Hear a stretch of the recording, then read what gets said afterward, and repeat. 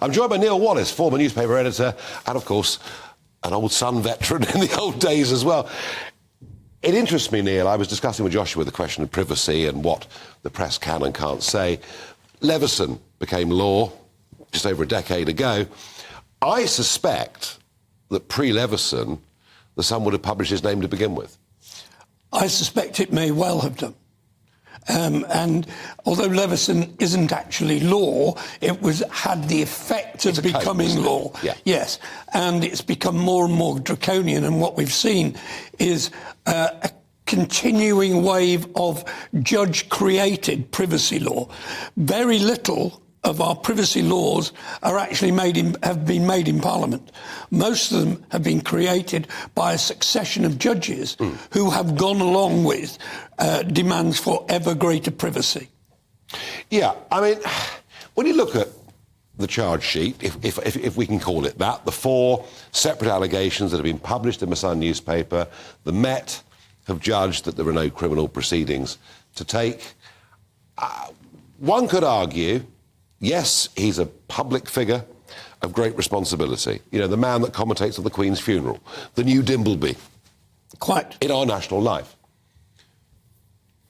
Do we have a right to know, is it a matter of public interest that he happens to chase young people on the internet? I think that what is very clear from this is that this has been a long time coming. Yeah. There's been a huge pressure in Huw Edwards' life that I suspect long precedes this. There is a confusion in his need for sexual contact between how he's living and what he craves. And I don't think that's a minor issue. And I think that has influenced to some, the consideration of that has influenced the Sun's coverage, because this has been a long time coming. I was checking the cuttings earlier.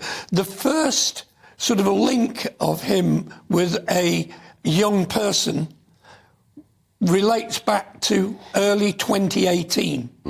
There are 4 different incidents now being published and recorded, and they are of a very similar situation.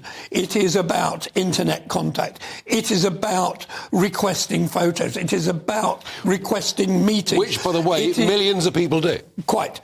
But the difference is that before the family first complained to the BBC in June, 10 days before that, he was the key anchor at the King's coronation.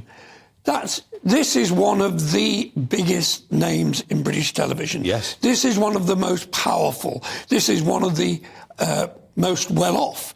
And another trait of this was that he was basically giving money constantly to young people. And we've got to remember how this story came out. Not illegal. Not illegal, but it doesn't mean to say it was right or acceptable. So this came out because 2 caring parents... So the Sun are our moral guardians, are they? Well, on this one, they appear to have negotiated a very difficult road. Do you believe the Sun have done the right thing here? Because some will say a tabloid newspaper has destroyed a man's life. Well, I suspect that the truth of that is what it's always been for as long as I've been around, which is that this man's actions have led him to this place. Now, I think there's a huge number of questions here. Is this a complete surprise to everybody in his private life? Is this a complete surprise to the BBC? Now, I've just been looking at this. He has known about the press interest now. This pressure has been on him for 8 days. Now, that's a lot of pressure. Wow. Maybe if at the beginning the BBC had taken this seriously and pursued it properly back in June, maybe they could have sort of, if you like, helped him through this. But as it is, a tsunami, don't forget, it isn't just the Sun who's run this story. Every single newspaper, Guardian included, has been page one-ing this. Last night, the BBC itself Well, it was odd because the BBC was investigating the BBC.